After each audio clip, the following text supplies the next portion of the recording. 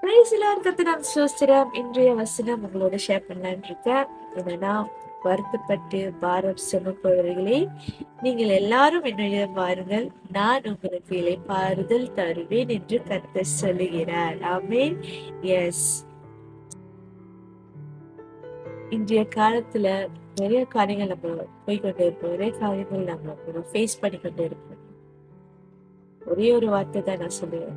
எதுவா இருந்தாலும் இயேசு கிறிஸ்துவிட்ட நீங்க பேசுங்க, கர்த்தர்கிட்ட பேசுங்க. கர்த்தர் உங்களுக்காக, உங்களோட கூக்குரலுக்காக, உங்க சத்தத்துக்காக அவர் காத்திருக்கிறார்.